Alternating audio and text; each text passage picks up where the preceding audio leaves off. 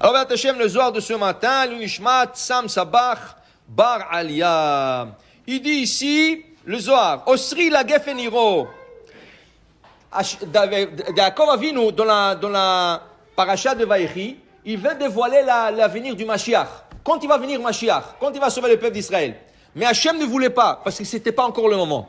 Au lieu de ça, Hachem lui a pris cette vision et lui donne une inspiration divine pour bénir ses enfants.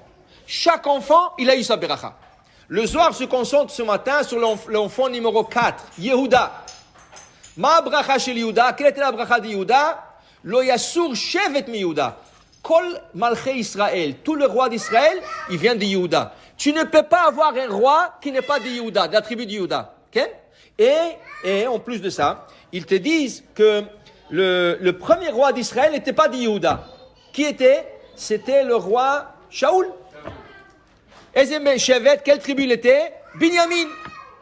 Pourquoi le roi Shaoul? La Torah dit clair cette semaine, Lo yasur Shevet mi Yehuda. La raison, pourquoi Shaoul?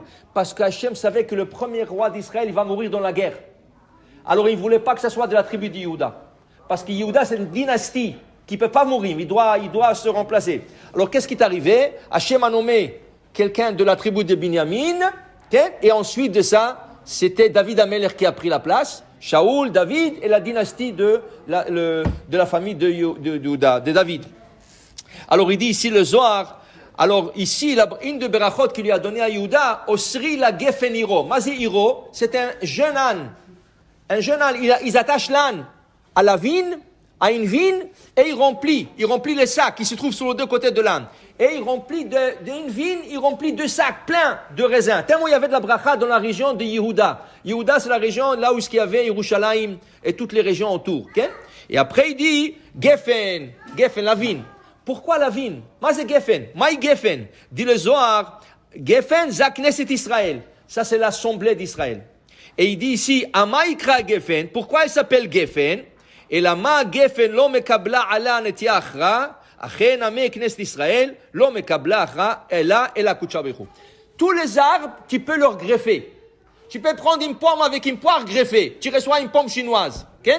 Tu peux prendre nectarine. Le kiwi, tous les arbres sont greffables. Tu peux greffer et mélanger tous les arbres.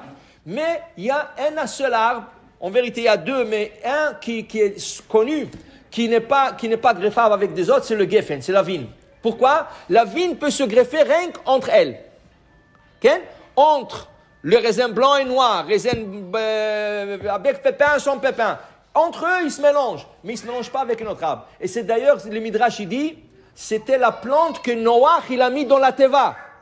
Pourquoi? C'est la seule plante qui n'a pas dévié, il n'est pas parti avec 2 autres. Tous les animaux ont changé. Le tigre, il allait avec le loup. Les hommes changeaient les femmes entre eux.